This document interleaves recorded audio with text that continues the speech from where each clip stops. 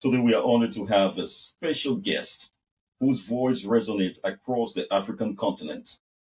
Chilu Lemba is a Zambian born, South African based voiceover artist, author, and musician. With over 2 decades in the industry, his voice has graced major brands like Coca Cola, FIFA, and Supersports.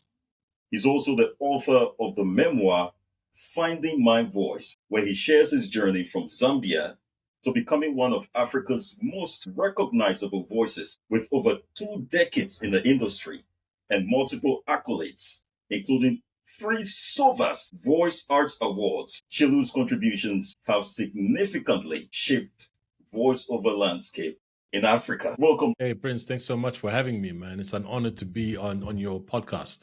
Love the playbook concept, and yeah, I'm on it. It's an honor to have you too, sir. You are the trailblazer in the world of voiceovers in Africa. Wow. And wow. we No, I thank you try, for what man. you do, sir. No, I appreciate all the kind words that you shared. I appreciate you, bro. Yeah. So let's get started. Let's start from the beginning. Growing up in Zambia, what sparked your interest in voiceover work? And how did your early environments influence your career path? Mm. So to start with, I only realized that there was a discipline or a career or a way to earn money called voiceover when I was probably in my mid to late teens. Before that, I was very interested in rapping when I was at school. So I was in a rap group called Manix Crew, straight after high school. I was in a few groups before that. And that was my main interest. And so when, you saw me scribbling in my maths books at school, you'd see the answers to questions, but if you turned to the back pages of my books, you'd see lyrics. Because that's what was fascinating me at the time. And so when people back then used to say that, you got a good voice, I always used to associate it with music as opposed to voiceover. Even in the choir, I used to be the guy singing bass. So only when I left school and I stumbled upon a couple of people who used to, be involved in studio sessions, I got an idea that this voiceover thing existed. In fact, the first voiceover that I witnessed, we were in the studio at the Zambia National Broadcasting Corporation, which is the national broadcaster, and we were there for a music-related thing. And then in came two presenters. It was a lady called Inutu Imanje and another lady called Evelyn Tembo. They were presenters, TV presenters, and radio presenters, respectively. They got in the studio, and the sound engineer that used to help us with music, his name was Placidas Musonda. He's since passed on. He started, like winding up those big reel-to-reel machines because that was, what they used to use back then. And he recorded this voiceover performance. So I was there as a rapper, looking and just kind of, I was amused, surprised, and then later on, when I turned on radio or TV or whatever it was, I heard the voiceover that was recorded earlier. Then it hit me like, oh, okay, so that's what goes down in that world. Myself getting into voiceover only happened a couple of years later in 1995 or 96 when I started out in radio. And then opportunities came at the radio station for us to record voiceovers. And I was, pushed to the deep end. And that was the first voiceover I think I recorded. 1996. That's 29 years ago. Wow, that was a long time ago. Wow. Yeah. Very long. So, moving from Zambia to South Africa, I think that was a significant step. What motivated that move, and how did it impact your professional journey into the voiceover industry? That's a very interesting question. Very good question. When I was in Zambia working in media, I was already doing voiceover. And obviously, the economies are very different. South Africa's economy is much bigger than Zambia's. So when I was working in Zambia prior to 1999, so between 1996 and 1999, I was in radio, I was emceeing, and I was doing a lot of voiceover work. But then I decided to go to South Africa to further my education because in Zambia, my qualifications were shaky. I didn't complete high school. So I didn't have, a high school diploma or, matric certificate, whatever it's called in different regions, for lots of reasons, which are in my book. But I decided to go to South Africa to pursue a high diploma When you in get that advertising. book. Yeah, you should. You should. So when I moved to South Africa in 1999, the first 3 years were essentially me studying and trying to find my feet in terms of how the industry works. I only became serious in terms of voiceover in South Africa, I think, in my fifth year of being here, and that's when the major opportunity started breaking.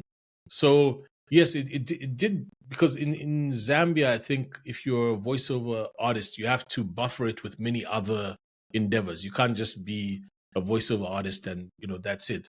But for a long while in South Africa, primarily my day consisted of going from one studio to another, recording voiceovers, and that can happen in an economy like this, not necessarily yet in many other economies in Africa. So yes, if you're a voiceover actor, I think the industry in SA is probably the biggest, the most organized, the most lucrative, and so being here has been a major game changer from my side. So South Africa is a powerhouse of voiceover in Africa. It is, yeah. Mm. I'd say so. I mean, I based on the quantity of work, based on the amount of awards, based on the yeah, I think it's the Yeah, busiest yeah, industry. I'm yet to really get to grips with what's happening in regions such as Egypt, but I've got people yeah. now that I'm connected to there who might give insight. But from my understanding, I think the beast in terms of the industry remains South Africa. Awesome.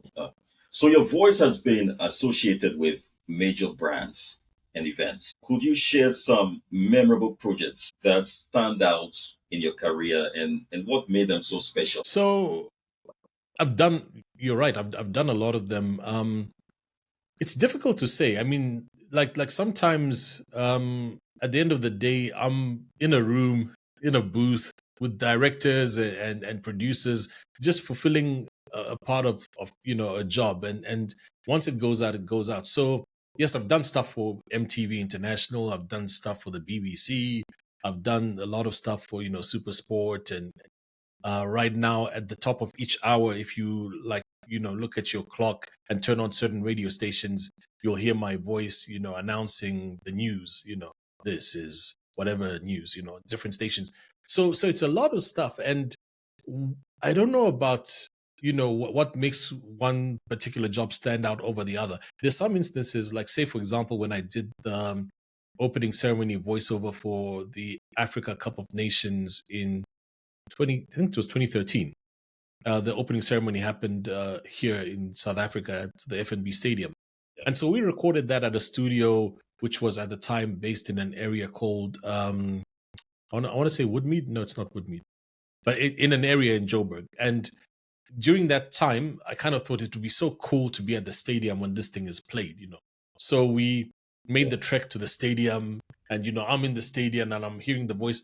But at the end of the day, it was an interesting experience. But I would, it was what it was. I wouldn't, at the end of the event, we're Amazing. Yeah. walking with the rest of the crowd, and so it's a very tough question. I mean, I always get the question, and I think maybe when I'm writing my second memoir, I'll have a better story for you. But the voice has been to places. I mean, like I'll tell you one, for example, earlier last year when the elections happened in South Africa, and those were pivotal elections where at the end of it, there was now the government of national unity formed, or it was obvious that it was going to have to be formed after that. So at the election center, where the entire nation is focusing on these results and stuff, um, at the end of the whole process, the president's there, all the opposition guys are there. Then there's a video that plays, thanking the nation, what. That's my voice on there, right? And Wow. my phone blows up because they're like a number of people that I know are like, yo, that's your voice. But for me, it's the service done, feels good. Yeah. Invoice has been sent. so maybe for me, I'm still in that, or that frame of mind now where I'm just feeling that the jobs I do are one of a working actor who's privileged to be working, and not Yeah. necessarily Yeah. one who's looking to pin them on a pedestal and say this one was amazing more than the other one. Oh no, but your work inspires us. Let me tell you, Yeah, yeah. I came across your podcast on Spotify, Oh and yeah, after yeah. I heard the first episode, I was like, wow, whose voice is this? And then I downloaded every episode. I downloaded every episode Oh wow. of your podcast and listened to everything. Bless, man. Yeah, yeah. But I think you stopped along the way. I should do more. I know, and Yeah, that's the thing. yeah, So the podcast Prince initially was for me to respond to a lot of questions that I get every day from different people. So I thought, let me pack that into almost like a resource where if somebody wants to approach me and ask me for information about my journey, I can point them to the podcast. And so at some point, I felt okay. like, okay, everything that needs to be said has been said. And then I thought, like, let me change the format to interview other people within the industry, and I tried that for a bit, but then it started feeling like this is work now. this is me Yeah, trying to yeah. force something. But I've got ideas on how to revive it. So hopefully at some point. But I mean, there are people now like what you're doing with the playbook, what T Code is doing. There are a lot of people who are resources Tico is that are also valuable amazing. in any Yeah, case.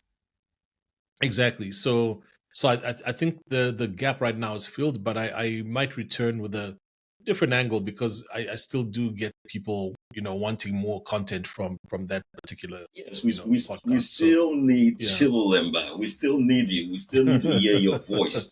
Yeah, yeah, yeah, I'll be back. yeah. Yeah. Okay, so your book, Finding My Voice, Mm. it provides a deep dive into your life and career. What inspired you to write this memoir, and what message do you hope readers take away from it? Another good question, man. Prince, you're coming with these gems. The book itself was released in 2019, but I started writing it, I think, in 2010 or even before that. And I'd start and stop and start and stop. The initial reason was just to tell, my life story, because I've got like a lot of stories that involve me and my experiences and my journey. So that was the initial reason. Like, let me put some of these in a book. And the initial idea was that the book would cover from my early years up until where my career was at the time. But as I wrote it, and a book sometimes is meant to be one of those which is so fascinating that you don't want to put it down. It was that up until I got on the plane coming to SA. And for a lot of reasons, I was failing to gather my thoughts as to how to move it from me getting to SA, because that's a whole different story in itself. And so, no matter how I tried, and so I then sat down with the person who was my developmental editor, and made the decision that okay, I'll just end it, at that point, and then later on I can revisit because the essay part feels like a new book. So the book itself, it does have information about me as an individual. People shouldn't mistake it as a handbook on how to be successful in voiceover. It is not that. This is a memoir. It's entertaining stories about a naughty young Chilu, you know, and the various things that colored my life growing up. Um, every once in a while, because it's I written think in that's going in, to in be a my good adult. read. Huh? Yeah, Yeah, you should check it out. There's an audiobook as yeah. well, which is like 7 hours long, which we recorded. Whoa. So if you're into audiobooks, Yeah. there's that as well. But so yeah, so the book in essence has that story, and every once in a while I'll sprinkle in my present day thoughts about different situations. So you'll be hearing the story, but then you'll also hear or read from the perspective of, I could have done this differently, I could have done that differently, so it's an enjoyable book. And again, if you're getting the book, don't get it for a cousin of yours who wants to get into the industry because you think it'll be a handbook which says start here, point A, do that. It's not that. It's a memoir. They should rather listen to your podcast, right? Yes, totally. If you want to get information Yeah. about the voiceover industry, listen to the podcast. I've also put some content, like exclusive content, on my Instagram, so you can check that as well. Okay. And where can we get copies of your book, Finding My Voice? Yes, it's sold out in South Africa. It's sold out in Zambia. Presently, if you want a hard copy, you'd have to order it through Amazon, and I think they've got the ebook as well as the hard copy ones, which they fulfill. And then if you want the audiobook, it's on audible.com and wherever else. I think Spotify also is doing audiobooks now, so that's where you can get Finding My Voice. Okay. Over the years, how have you seen the voiceover industry evolve in Africa? And what changes have you observed in terms of opportunities and challenges? So that question, up until maybe 4 years ago, I would have said the biggest change has been, technologically, how things have become smaller, how delivery Yeah, methods are now more convenient. Like, earlier we spoke about, yeah, emailing audio and stuff like that. Now you can record onto your phone. I wouldn't necessarily say recording onto your phone is a good thing if you're delivering professional voiceover, but you can connect a microphone into your phone and then use that to send voice. So that was my answer for a long while. I mean, I told a story when I was interviewed on Fox Life. They did a show on me some years ago, and I was drawing an example of how there used to be a voice actor in SA, and his USP, his unique selling proposition, was that from the time that you book him to the time that he gets to your studio, it would take him 15 minutes because he rides a motorbike. So wherever it is, that was what he was saying. And then at the time I was thinking, now do I have to ride a motorbike to to do that thing? But then now, at that point, it became you can send audio, through various means. So while he's on his motorbike, I'm emailing you the WAV file.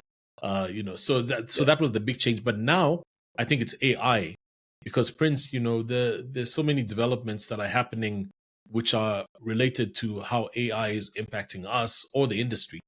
And we have to kind of figure out how to either implement it and integrate it into our day to day work, or figure out how we should advocate for people who are regulating the industry to help so that we're not exploited by people who are using it. So I think that's now the major change. I think it's moved from um, just technology changing and making things easier to getting us to this point now where we have to stop and think like, what now? You know what I mean? Because this AI thing is quite a game scary. changer. Huh? Mm. I think neither here nor there. I mean, it's scary to a degree, but then somebody said you shouldn't be scared of AI. You should be scared of the person who knows how to use AI. So so if you are the person who knows how to use AI and integrate it into your workflow and your voiceover artist, it could be that it's something that helps you to become more accessible to more clients. So we're still figuring it out. I'm not necessarily scared of it, but I'm very curious as to how things are unfolding. Okay. A lot of people are concerned that it's going to steal our jobs. So how do you position yourself in a way that your voice is not your job is not taken away, Yeah. or your gigs are not taken away and given to AI? I think there's some things that we can control and some things that we can't. The things that we can control, like maybe getting people who are doing these laws to just make sure that we're protected. Because Yeah, if you go to the US, there's an organization called NAVA, and they're doing some great yeah, work in doing that kind of advocacy work in the States. We also have to yeah, figure out in Africa how it's going to work for us. But I mean, you could say that AI could steal your voice. I'll put it this way: voice is about communicating and connecting with people, with an audience, and the more yeah, authenticity there is, the greater the impact. That's one way to look at it. And so up until now, there's certain AI voices that have got certain nuances that allow them to deliver information, but the connection yeah, factor I don't think is there as yet. So yeah. when you hire me to do a voiceover, there's some things that I do when I'm reading, which just kind of from training, from whatever, which allow me to use a lot of things intrinsically and Yeah. intuitively to connect with the audience. Whereas Yeah. when you listen to AI, it will give you the information, but that connection part, I think, is still It's not not there. there. It's So missing. Yeah. so yeah, I had a situation, and it might be too early to talk about it because it's being dealt with, where I went to a studio, and I was meant to do a read. When I get to the studio, the sound engineer there says, in order to prepare for the session, he quickly made a clone of my voice so that they know what it will sound like. And he was saying that, and he didn't think there was a problem with what he was saying. In my mind, I'm like, bruh, do you realize what you're telling me? But I kept quiet. Whoa. Then he plays the voice, man, and I'm listening to it sound well. So put it this way, it had some things in terms of the texture of his voice which sound like me, but in terms of the delivery, it could have been an actor in a British drama. It doesn't deliver the way I deliver.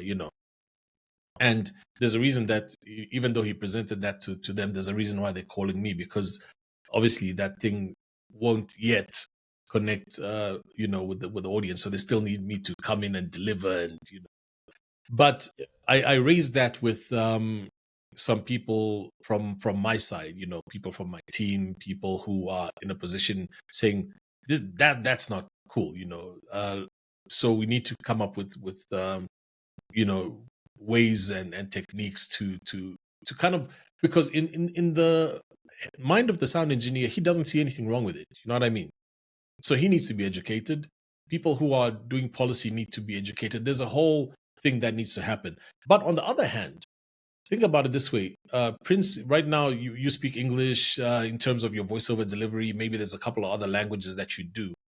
AI can allow, if Prince's flavor is what's desired, AI can all of a sudden allow you to deliver in 27 languages. You know what I mean? So there's still that situation where you also have to think, like, could this also be an opportunity? You know, um, and so yeah, I think we're still in that phase where we're trying to figure things out. But eventually, the right minds will come to the table, and we'll get some clarity in the years ahead. Okay. Okay. Amazing. Amazing. So, here is something I always do whenever I'm online on Facebook or something, and I hear an advert that's voiced by AI. Mm, I reach out to the company, and then I say, wow, this mm, is AI. It's not very engaging. It doesn't connect yeah. with your audience. I can give you a super voice, a human voice, Mm. humanized voice, to make it more, engaging and connect with your audience. And hey, boom, okay, send me samples of your voice and let's see. I do it, and then the That's a good next thing I have a strategy. gig. That's what I do. You I've gotten several see, gigs that's a like good. that. You Yeah. see, so you using it as an opportunity to fulfill a gap. That's you're the first person I've heard do that. I'm going to tell that story next time I'm, Uh, I'm interviewed. yeah, yeah, that's but what I but that's do. that's Yeah. brilliant. You see, what I like about that is that you've seen the gap, and you've identified the Yeah. same thing that we're talking about, that AI lacks in connection, because you can tell what an AI voice sounds like. But at the same time, there's some people who I think are within our community who um who AI has overtaken. And this is because maybe they're not putting heart and soul into their reads. I'm saying that AI is still far from me, but I mean, there's a story that I was telling recently, and I tell too many stories of an audiobook that I was trying to listen to, and it's on Audible. And so I listened to the book, but the guy who was narrating it wasn't good, man. He was like, at some point, mid sentence swallowing. It just Mm. wasn't a good listening experience. And so I happen to have the book as well, as an EPUB or whatever it is, and I plugged it into an AI platform. That AI was reading much better. The reading experience was better than the human. So in some instances, I think AI is overtaking certain individuals. It's a curious space to be in, but salute to you for making those moves.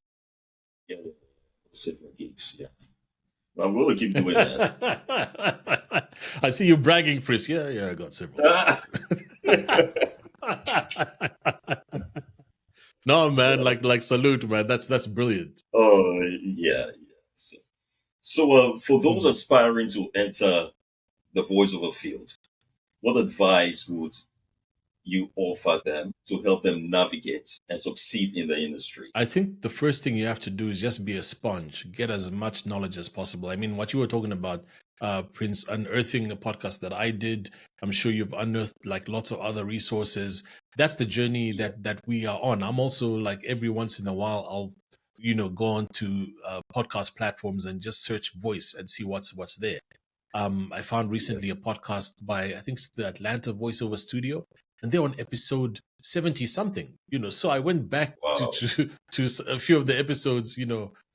Basically all I'm saying is get as much knowledge as possible from a voiceover technique point of view, from an ecosystem and business perspective, just as much information as you can. And there are lots of platforms now that are offering specials on knowledge packages. I don't know what how better to call them. Gravy for the Brain, for instance, which is UK Yeah, based, and conferences. Like with the voiceover conference yeah. that's coming up, and things of that sort. So there are many resources. Get as much knowledge as possible, and then from there decide how you're going to get into the industry. And what advice would you give to professionals? Yeah, those who are already in the game. Yeah, that's a good one. I, I think it also depends on where you are in terms of where you sit. Because if you are a professional that's been doing this for decades and decades, the advice is obviously like find ways to share some of that knowledge. If you're like maybe a person who started out in the past 2 years or so, find ways to grow your network through like Facebook groups, if there are WhatsApp groups, and so on. The guys in the US, I'll tell you now, have a lot more. Um, I want to say experience, but it's not the right word. But they've got a longer legacy, a longer way of getting together, a longer track record of getting together and interacting as a community. So if you go to say VO Atlanta, almost all the voiceover artists that you find they somehow know each other. They already, they're buddies. They go to each other's weddings. Yeah, It's there's the community it's a sense is much community. stronger there. Yeah, Yes, yeah, there we go. There's a community, and I think here it's maybe a bit more difficult to form, because besides the fact that the industries in each countries are small, it's also difficult to connect in person. So say for example, King E, Nigeria. yeah, I've been dealing with yeah. King E for like a number of years. We haven't yet met in person, you know what I mean? Oh, So up until I go to Nigeria or he comes here. So the sense of community is almost like virtual. Me and you now we're chopping it up, Prince, but we the time that we'll get to meet and me engaging with your community and you engaging with mine might be like a couple of years. So I think it's gonna get yeah, there, but find ways to network regardless, and I think we'll be good. yeah, yeah, yeah. So in Ghana, we are working towards forming a voiceover association. So, from your experience, how important is community? I want you to go over that again, even though you've already spoken about it. How Yeah, important is community and collaboration in the voiceover industry? And how important do you think this yeah, association is going to be for for us in Ghana here? yeah. So first of all, 30 seconds. I just want to shout out Ghana, man. Like I was telling you earlier, I've been to Accra. It's probably my favorite city right now, and I've collaborated even Thank you, musically, Chilu. Thank because you. it's facts, I do music as well. We love you I've here. We collaborated love with you Brian. here. I want to come back. I want to come back. So Brian De Mensa is a guy I've collaborated with musically recently. There's a lady there called Lois, amazing voice. We got her to sing in our Yeah. language over here, and the songs are doing well. So I've got a great admiration and affinity to Ghana. In terms of your So association, I think my last okay. You episode tell me, was then with I'll. my last episode was with Mr. Pratt. He's an Oh, MC okay. here, very Yes, renowned yes, yes, yes. MC. Yeah. Listen, yeah. Check that out. Yeah. Yeah, yeah. And during the conversation, he was like, "Oh, there's an amazing African voice. I'm going to get his handle on Instagram and send it." And I was No, like, no, no. Shout out, "Chilu man. Lemba," and he's like, "Yes, yes, yes." And No, so we know you here. We know you in Ghana, and no, we bless, really man. love your voice. Bless, We love man. what you're doing. Yeah, we appreciate you. No, no, Yeah, thanks, man. I followed Mr. Pratt as well on Instagram. But I think you're doing a good thing. yeah, I think what it is with these associations, they don't exist in many parts of Africa, and the one in South Africa has been very successful in terms of getting the voice industry organized, in terms of chatting to government about certain things and so on. So here, the strongest organization is called the PMA, the Personal Managers Association, and you can tell by the middle word that it's the Managers Association. So there are not many voiceover artists in that. Mostly, it's the guys that are agency owners and those stakeholders who help to organize the industry. But in saying so, they represent tens of millions of dollars, collectively, and so it's important to organize an industry with an association, because then you'll get to unlock things as a collective body. So I think that's an important aspect. I think the way that I'm seeing you guys do it is that the artists are involved in forming the association, which will be a bit different from how it is here, because over here the agents and the those stakeholders are very organized in terms of a structured body. The artists themselves, me and whoever else, we're not really linked per se to associations or things of that sort, which I think should also probably change. But um, in time, things I think will work themselves out. It's the more conversations I had, the more knowledge is shared amongst ourselves. Um, Voiceover sometimes, almost like music, you find that one of the things you'll encounter is egos, and once egos are out the way and people just realize, like, yo, this is just us working together to get to a destination, then I think things will work out in a good way. And that's the spirit that I believe I like to walk in. If then there's an opportunity and it doesn't sound like it's not for me, I've got a whole lot of people who I'll share that opportunity with, or because at the end of the day, it's the ego story, I think, takes everyone back. I think it's the community, like I was saying with the guys in the US. That spirit is what needs to permeate, like, right through. Mm. yeah. But let's get back to you. What's your dream project? I know you've voiced a lot of projects. What's that dream project? Right, that's the thing, Prince. I At the moment, I can't even think of a project that I desire to voice, because I've voiced a bunch of things, and like I was saying, I think my mindset now is just wired as I am a working actor, and that's the blessing, because if I say I want to do animated things, the market here right now isn't dealing with that. So it's a pipe dream that is just that, a pipe dream. Maybe later on, and now that I think about, maybe later on, like movie trailer type stuff, because skill set wise, I'm good. I Last year I did a course with Joe Cipriano, who's a big promo voice in the States, with the legacy of, like, you're talking about me in 30 years. Joe Cipriano has been doing this since the late 60s, you know.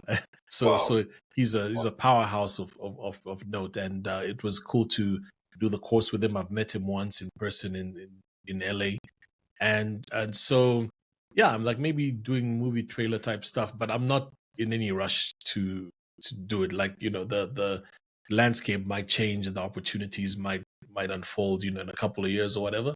So right now I'm just, dealing with the scripts that I have in front of me. What's your daily routine like? A Monday morning, how is it like for you? So what's Monday? What is today? I'm even losing track of days. It's But Thursday. my routine. She says, okay, so we're doing it on Thursday, which doesn't matter for your podcast audience. They'll be like, what difference does that make? I'm listening to this Ah. on a Sunday. But my day during the week starts off with taking my daughters to school. So one of them is at college, one of them is at high school. And then from there, usually the studio that I work from, which is this space here, the pod house, is about maybe 10 minutes from one of my daughter's schools. So I come through and then I start reading scripts. Usually a bunch of them have been sent in advance for work that my agent has prepared. So yeah, I do those. Sometimes it involves going to other people's studios, so if that's on the calendar, then that's where I'm at. On the little time that I have between the studio and the recording starting, I might be at a cafe working out of there, editing stuff, doing proposals, because voiceover is like most of what I do. But outside of voiceover, I'm still, doing a lot of stuff that the world, might see other people at the forefront of. But I'm the guy in the background doing the proposals, engaging in the meetings and stuff like that. So it's still a busy life outside of voiceover, and that's the other, I think, bit of advice that I would share in that many people think that the start and end of their life in terms of commerce is voiceover. I don't have that attitude. Last year, we put together a proposal for one of the big banks in Zambia, and we did a whole campaign for them, which involved producing 60 audio clips, 60 videos. And so I was project managing this thing because, I hatched the proposal was presented by me, put together a team. So in between voiceovers, we're sending these videos for approval. All this stuff is happening, and that's not necessarily related to voiceover, and then that fund goes to property because we're involved in property. Two stories that I'll tell you, just to highlight this point.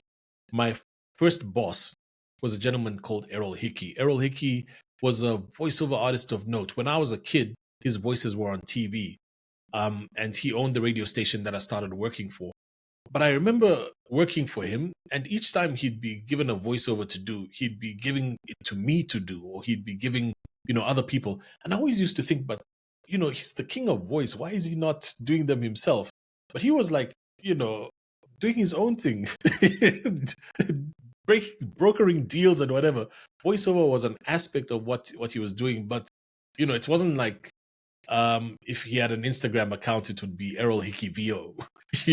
Not dissing people who do that, but I'm just saying that there's a lot more to life and living than VO. And the more you live, the more experience you bring to your voiceover scripts, because you're bringing life experience to this delivery. The other gentleman is Tony Ndoro. Tony Ndoro, if you Google him, he's an institution in media in South Africa. When I started out, people would be like, "Yo, you might be the next Tony Ndoro," or whatever. So now I'd say he's a good friend at this point. We communicate every now and again, and it would also surprise me that those days, every time I'd link up with him, I just wanted to talk voiceover, whereas when he opened his mouth, it was usually to do with business and other things. So I always used to wonder, like, why, Tony, why? But now I understand it, now that I'm, turning 50, Yeah. like, no, there's a lot more to life than Yeah. voiceover. Voiceover is a blessing to us. It's the gift that keeps on giving. Other people are working underground in the mines, hitting rocks day to day to make a fraction of what we make from speaking into microphones. So it's a blessing, don't get me wrong. But all I'm saying is that there's a danger in it becoming an obsession. Like every video that you do online, if it's yeah. Let me stop there. Good advice. Good Yeah. advice. Mm. Yeah. Yeah. So looking ahead, what are your goals and aspirations? Are there any upcoming projects or initiatives you're excited about? Um, this year I'm looking to do a bunch of videos where I kind of, chronicle more stories. So, we've got the equipment. I just think that there's a fun way in which stories can be packaged, and some of them might have life lessons. That's kind of where I'm looking to exert some of my energies. We do a podcast that I produce together with a gentleman named Young Verbal, which is called Podhouse Conversations on YouTube. So that also takes up a bunch of my time. But I'm not on it. So he fronts the podcast, he does the interviews, and we make it happen in the background. But because we've got all this gear, it would be kind of unfair if I don't also get involved and use the talent and the gear to tell stories. So that's what I'm doing. In terms of voiceover, it's the usual, man. We just kind of killing scripts that come through from the agent. Right now, as soon as we finish doing this interview, I've got 5 scripts that I'm tackling. Wow. So it'll be like maybe 2 hours in studio before I do the next thing. Yeah. That's amazing. That's amazing. 5 scripts Yeah. waiting for you. Yeah, and if I'm even like totally honest, I've already recorded them. I just have to edit them. Wow. So before we connected, I was So- like, so- Toyota this, Toyota that. You know- It's like 5 educational videos, like e-learning videos. Yeah. Okay, so how do you get the gigs coming consistently like that all the time? Your decks is full of gigs. What's the secret? It's the agent. It's so Okay. put it this. It's two things happening. One, it's the track record, and 2, it's the agent. So the track record is because right now, somewhere in the world, somewhere in South Africa, somewhere in Zambia, there's a campaign that's being hatched, and those guys are making a decision who's going to voice this thing. And some of those conversations will land up with my name, and that's because of the fact that there's a track record. And each time I get a script, I'll do my best on it. So there's the track record, which is already speaking right now as I'm talking to you. I'm in a conversation somewhere, so there will be a script landing. These 5 scripts that I'm telling you about, for example, when I came into the studio today, I didn't even know that they existed, and then I got an inbox because they'd already been drafted, there'd already been a guide voice. So wherever they were happening with the company that was doing them, they had already had me in mind. So they came into the inbox about, okay, here we go. So and then so there's sometimes when my agent fills up the inbox, because if your agent is worth their salt, their job is to get you as busy as possible, because they're getting their cut from your bookings. So it's in their interest to keep you busy. So I've got I'm represented by a very good agent in SA, and they keep me busy. I'm sure when I switch on the phone after this conversation with you, there'll be either bookings or queries about past bookings or whatever. It's that's how it's yeah. That's not just amazing. It's sweet. It can be overwhelming at times, man. So what you can do once we end the chat, Google these words. Google golden handcuffs of voiceover. Yeah, then you'll see some results about some voiceover gigs that are lucrative, but that are also like handcuffs. Whoa. Yeah. Wow. Yeah. So I think I heard. I think it was on your podcast. You were a South African voice artist was your guest. Forgetting his name, and you told him that you are going to moonwalk out of voiceovers. I was like, hey, where is Chilu going? Moonwalk to where? Oh man, I need to listen to that episode again. No, so I can't remember exactly when I said and why I said it, but it's possibly. So here's one thing that happened to me. I was in let me link it to golden handcuffs first of all, so you don't have to Google it. Golden handcuffs are a situation where you are so in demand for certain things that especially like if you're the voice of a channel, like a Fox or whatever it is in the States. It means that if you go on holiday, you have to go with a microphone. You have to pack your equipment. Basically, you can't leave and create space because you've got this very lucrative thing that's working for you, but it's like handcuffs because you have to be tethered to it no matter where you are in the world. So that's what's referred to as golden handcuffs. And then I think there was another visual that if you go to Google, I forget the gentleman's name. He used to voice a lot of like the characters like Bugs Bunny and his name's always on the tip of my tongue. But yeah, if I remember, I'll DM you. There's a photo of him in the 1960s, I think, where he had an accident.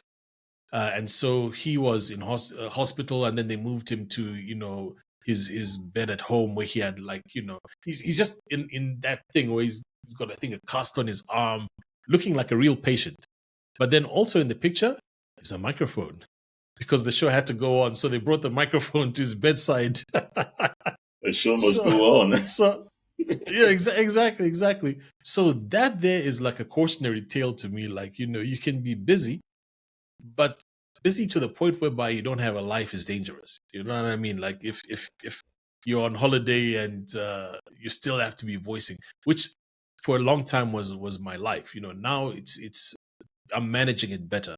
So for instance, this studio here, I deliberately set it up not at my house because when I had my home studio, I'd get phone calls after hours and people would know that I would deliver. But now if I get a phone call after hours, I'd be like, yo, so the studio is in Northwold, which is a 20-minute drive. So I'll supply it tomorrow, So when I made that statement to whichever voiceover person I was interviewing, could have been Sinemu Vuyo, I'm not too sure. Exactly, he's the one. Yeah, he's the one. Oh yeah. Oh, okay, cool. He's got an organization you should look into. They're calling it the Voiceover Factory. I think they're going to do some he's voiceover amazing. awards and He's stuff. amazing. But a great guy. Oh, nice. He's amazing. Yeah. Yeah. So the reason I might have said I'm moonwalking is because at some point, the other things that I've got, which hopefully in a few years' time will come online in such a way that I don't have to necessarily do a lot of voice work to meet my obligations, And when that happens, man, I'll be in my favorite cities. I'll be chilling in Accra and Vegas and all these places, and once in a while, doing a voiceover, But there's so many other passions that I think I have, which would benefit from me being away from the industry for a bit. But that's not going to happen anytime soon. So if there's anyone who's thinking, let's get those Chilu Lemba jobs, start rolling up your sleeves. No. It's not right now. It's not now because even grow older, whenever that'll we be. would like to hear the older version of your voice still, even grow older. Yeah, totally. I mean, I wouldn't completely unplug because I think that would just be like, why? But more, I think at some point I'd slow down. Put it that way. Well, you're still young. You're still very young. So maybe not 49. You're young. Yeah, but young man. But if you've been doing this for 30 years, I mean, then that 30 years is there are people who are 30 years old now who are sound engineers and directors in ads that I do, and I'm like, oh, so I started, when this brother was born or this sister was born. So and in those 30 years, I haven't really taken like a long sabbatical.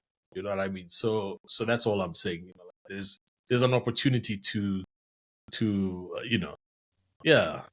chill a bit. Yeah.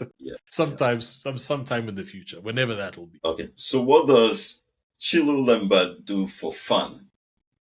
Is it sports? Do you like watching movies? Or is it your music? Yeah. Now I'm doing that a lot. There was a time 2 years ago I wouldn't have been able to answer that question. 2 years ago I'd have been like, no, I'm in studio all the time, just in studio. Oh. But but now, yeah, now I watch series. Sometimes with my kids, like every Thursday, there's a couple of series that we watch together. And we're always debating, and it's rowdy and noisy. There's some I watch with my wife. So yeah, that I think on my downtime, there's some things that I do which feel relaxing, but they're creative things that are to do with podcasting, for example. So yeah, I think I'm caught up in those worlds. The music stuff, the times when I get the urge, and we'll put out, like right now we've got an album called Goma Lakes Volume 1 by the Sharpshooter Collective. That's us. So you can check that out. And so every once in a while I'll get the urge to record music related stuff. And among those worlds, that's where kind of I sit in terms of what keeps me happy and energetic. Yeah. All right, Chilu, thank you so much for sharing your journey with us, Prince, your thank you. insights. Yeah, your experiences and achievements are, they are truly inspiring. And it's Thank you been so an honor to much. have you on this conversation with you. No, man, I appreciate it, and I wish you all the best, especially as you work towards setting up the association. It's a lot of work. So sometimes it will seem like thankless work, but you're doing, as they say, you're doing the Lord's work. So all the best with all that you're doing. Thank you. Thank you to our listeners for Salute. tuning in to this episode of the VO Playbook. If you enjoyed our discussion with Chilu Lemba, please like, share, and subscribe for more inspiring stories from the voiceover world. Until next time, keep finding your voice.